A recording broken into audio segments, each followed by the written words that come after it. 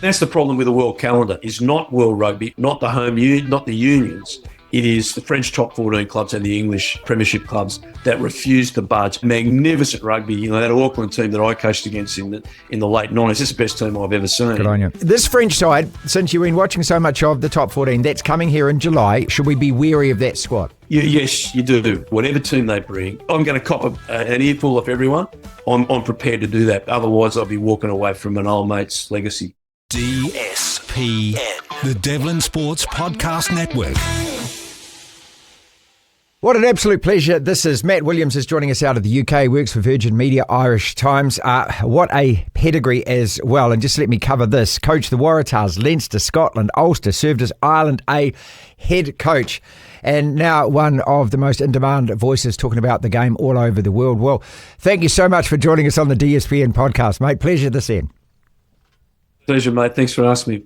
Always happy to talk to the Kiwis, mate. Let's cover, I've got so many topics, but let's just cover the club situation at the moment. You got some comps up there. We got the Super Rugby down here. And we're always looking from this part of the world, trying to find comparisons, wondering whether ours is as good, wondering whether if these teams could play at the peak of their powers, who would win those kind of contests. And just, you're right, I know it's a lot of questions packed into one, but a lot, just your overall thoughts as well, when you look at what you're watching every weekend compared to what we're watching right now. Mate, fantastic question. Top 14, top 14 as they call it in France, has boomed over the last few years. It is by far the best competition in the world. However, it is a marathon, not a sprint. Like, these guys start in August, first competition games in late August, and the final is in June. Like, how they keep going is beyond me. So the teams that do well in that competition, your Toulouses and your Bordeaux and up to Toulouse and your La Rochelles, they basically have 2 or 3 teams that they run all year. They can rest their players. Leinster, my old club, are just similar. They are a fantastic organisation. Great story. I love that you could do a podcast on them alone. They came from almost nothing. I got there and it was like the Wild West in 99. And what they've done and how they've built has been extraordinary. But they played 3 teams over the course of the season in the URC. That's the United Rugby Championship. It's the Celtic countries, England, Ireland, Scotland, Wales, the Italians, and the South Africans, the super franchises that have left the Super Rugby and have gone north. Unless you can cope in the Northern Hemisphere with that type of scenario where you've got 2 or 3 teams, the length of the season makes it impossible to succeed. That's the problem with the English game. So the English club competition has dropped dramatically, in my opinion. And the English hate me saying that, but you only had to look at the results last weekend and who's made the quarterfinals of the Champions Cup in the North. That's when they all play against each other over a series of games starting in October and moves through. We can talk about that a bit later. That the administrators have completely stuffed up. Well, they completely stuffed up Super Rugby. Yeah, they did. To survive, they completely stuffed it up, mate. When I was coaching the Waratahs, it was the best competition in the world, without doubt. We lament it. By a considerable. Mate, I'll just use my Waratahs example. I left in 99. We were averaging 25,000. A couple of years later, they're averaging 32,000. So they're averaging. So that means some weeks you're getting 42,000 at the old Sydney Football Stadium. Some weeks you're getting 28, 29,000. When the Waratahs played the Brums 2 weeks ago, was it? When the Waratahs beat them in the last moment. It was the first time in like 12 years they've got more than 20,000. Yeah, and they're celebrating it. Yeah. You know, and so like that would have been a bad day for us in back in those days. So anyway, that's to the side. So the English competition has dropped. So what does that mean? If on any given day you could say let's get the top 3 super franchises or the best super franchises there are, and we play the best of the top 3, Toulouse, let's say Toulouse, Bordeaux, Leinster, just right now for the sake of an argument. Yep. People can argue with that. And they played each other, be fabulous games of rugby. Oh, yeah. Fabulous games of rugby. Something I want, and I know some of the leadership in, like Brett Robinson, who's the first Australian who's leading world rugby, I know they want to do that. How they get that into the calendar is a problem because unlike New Zealand and Australia and Ireland, the French Rugby Union and the English Rugby Union do not own the club competition. It's owned privately, if you like, by the clubs. And they don't want to drop games because that means they drop revenue. Yeah. So, and that's the problem with the world calendar, is not World Rugby or not not not the unions. It is the French top 14 clubs and the English Premiership clubs that refuse to budge and really have control of the global calendar at the moment, because they want the revenue from the club games. They're putting that in priority to the national game or the global game. Are you a fan of the contrasting styles? Because there's so much rugby to watch at the moment, but every time I switch it on, I like watching the toil, and that is these games up in the Northern Hemisphere. Obviously, Super Rugby, we get these scores, and it has been lampooned and criticised. We might get a 45-35 or something like that. It's a different kind of style of rugby. I actually embrace that. I like it, and that's why I'm so interested and intrigued as to these matchups and how you'd play them and what weather conditions and what time of year and all of that kind of stuff, and whether our guys would tighten up as a result or whether they would try and match our style of rugby. Isn't that part of the beauty of the sport? Of course it is, and that's what made the game so wonderful that we all grew up in and loved. And you watch the South African teams, and mate, and we all know they haven't changed. They haven't changed their formula Why since would the they? 95 World Cup. They pack by a big pack of forwards, and they still do this at provincial level. Have an incredible kicker and unbelievable athletes across the park. Now, the great revolution in New Zealand, that from the old days of Kel Tremaine and those guys, where it was just a pack and a kicking tent, to play that magnificent rugby. That Auckland team that I coached against in the late 90s. It's the best team I've ever seen. Good on you. I was only, the back line was Junior Turner, Carlos Spencer, Ronnie Clark at the outside centre, Lee Stensis at the inside centre, Joel Vandiri on one wing, Jonah on the other wing, and Cashmore at fullback. Not a bad back and then line, you just have, the Brook brothers, Sean Fitzpatrick, Olo Brown, all black front row, all in there. Michael Jones on the side, incredible. Michael Jones, what a team, what a phenomenal team, and they played, just incredible rugby. So, and that was very different. The way Australia, we put Australia another side because they've just completely stuffed everything up for the last 20 years. There's a bit of hope there now. Let's not get overexcited about it, but there is some hope. They got the beginning of some sort of comeback. But if you go to Toulouse, this is the team I would really encourage everyone to say. The two teams I love watching are Toulouse and my old club Leinster. Okay. And I'm taking no. It's not because I want any accolades. I've been out there 20 years. It's a ridiculous thing. But every time I talk about Leinster, everyone says, it's because you coach there. The guy that's coaching it, I coach Leo Cullen. But they just play a beautiful brand of rugby. It is an incredibly expansive game of rugby. They've got the DNA of the running game inside them, and they are fantastic. But what makes Ireland brilliant is they are great investors and adopters of rugby technology. So from the time I went over there, you look at all the rugby people that have gone over there, and they just suck you dry for your information. And I don't mean that in a bad way. I really admire the way they do that. And they've just got Jacques Niebar in the Leinster, the former head coach of the Springboks that won the last World Cup and was the assistant coach at the one before. Yep. So they've got Jacques in there. They're sucking him dry for all his knowledge. They've got Andy Farrell in there, sucking him dry for all his knowledge. Michael Checker came to Leinster, give us everything you got. And they've improved that way. But when you go to Toulouse are playing their style of rugby that was developed by these genius coaches back in the 70s. And the concept is where I'm oversimplifying here, Marty, because we're on short time of radio. Sure. New Zealand trying to go around you. They try to create an overlap. Yeah, you're looking for space. Out wide. A lateral. We call that a lateral overlap. Toulouse don't. Toulouse are like a hammer punching the nail through the same hole. So Dupont, it's a tragedy. He's hurt his knee because we're going to be robbed of seeing him play for 6 months. But Dupont someone would make a break and they just keep going, same hole, same hole, same hole, same hole. Support lines pour down that hole. They want to keep the ball at chest level. Right. They don't want the ball to go to the ground. And that is magnificent to watch. And I'm sure that New Zealand, I get to watch it every week, and I adore it.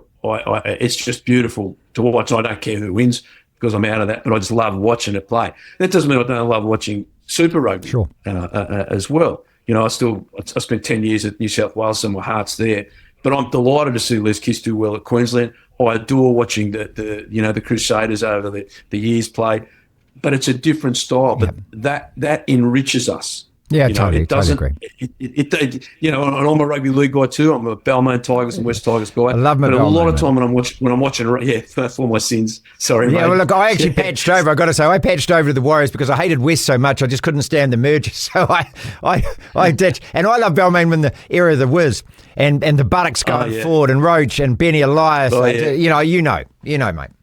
Don't talk to me about 89. Don't ever talk to me about 89, mate. Ever. Yeah, every time I've only watched it once, and the result was still the same, even though I couldn't believe it. But why did he take them off? In 1989, I still ask the question most days of my life. Why did you take Blocker and Ciro off, mate? Why did you take them off? Mate, I went down at half-time in that game, and my family's all Balmain because we had uncles and everyone played for the club back in the day, and on both sides of the family. And I was with friends of the family and some old Balmain supporters, and we were down the toilet at half-time, and I said, "We got this. It's the first time since '69 we're going to win this thing." And how wrong! And that last 7 minutes, you still can't believe what you were watching. But not that I'm bitter, not that I'm bitter. It's great, mate. It's so good. We've got to move on from that. Look, this French side, since you've been watching so much of the top 14, that's coming here in July. We know we've got no Dupont, which is a real shame. But, we've had this narrative here that, hey, it's a B selection or it's a C selection. Look, we saw a French side that was supposedly under strength go to Argentina last year before the Rugby Championship and beat Argentina and Argentina. No mean feat, don't care who you're lining up against. How strong is that team going to be that comes down here? Should we be wary of that squad? Yes, you do. You do have to be with whatever team they bring. After the World Cup, that the French players were exhausted. But I think the challenge of taking on New Zealand in New Zealand will be one that Fabien Galtier just can't resist. And I know his players want to do it. I think we're going to be robbed of seeing that French side with the greatest nine that I've seen in my lifetime. I've talked to some old guys, they're only saying that Gareth Edwards, the great Welsh nine, is the only better player that, or not a better player, but a player they can compare with. I've thought about that really long and hard after watching a lot of great nines over the years, including all the great New Zealand nines, Georgie Gregan. But Dupont just does this impossible every week. So the fact he's not going to be there is massive. I actually think Galtier will bring as close to a full strength squad as he can, because this great challenge between a top line French side, we know they're top line because they beat New Zealand twice in France the last few years in the World Cup, and then last November. Yep. This is something that world rugby wants. Everyone on the globe wants to see this. And I know Fabien, he's a good guy, he's a rugby guy down to his bootlaces. He's not the person that the media portray him to be. He's a lovely bloke, and he was a fabulous player, highly intelligent man, speaks great English. He will want to bring his best side. Whether he can get that from his clubs, I don't know. But I hope he does, because I think it will be a wonderful series. Let me just say to all you New Zealand listeners, even if he doesn't, the top 14 is so strong. You just imagine, we've got, the Super Rugby. In France, you've got the top 14. Then you've got Pro D2, which is second division, 16 clubs. And then you go to the third division, which is Federale 1, or National 1, as they call it. So you've got like 32 full professional sides. Right, okay. He's got a fair bit to select from, You've got a lot of depth. Yeah. You've got a lot of depth. There's guys that didn't make the French side this year that would make most other national teams across the globe. So, I think they're going to bring I hope they bring their strongest, but even if they don't, it's still going to be a great opportunity for us to witness some good rugby, and it'll be a great challenge for the Blacks and for Robbo. I think it's going to be a massive challenge. All right, let's wrap it up with this, because I could talk for the next hour, actually. Look, but let's wrap it up with this. I watched a feature clip on you talking about the 7-1 split, the bomb squad split. We've had some talk about New Zealand as to whether or not Razor might experiment with this. We've had 6-2s as well, the split on the bench. And I loved your thoughts on this as well. Why don't you like it? Why don't you like that 7-1? And should World Rugby step in and do something about it? Or is this just an innovation that is working for that particular team? It may not work for every other team. And we may see it eventually move back to a 5-3 or something like that, because that's advantageous if, say, the All Blacks decide to use that and it works. Well, Marty, let's just, I'm going to put a hat on here, and people can judge me how they want, but I'm being really honest here. The game has been very good to me. Rugby's given me a life that I could never have expected, right? And here I am still talking to you in New Zealand, I never expected any of this. Sure. So I'm past the stage of just my team. I'm sort of looking at this, go, what's good for the game? What's good, but not just good for the international game, not just good for Super Rugby.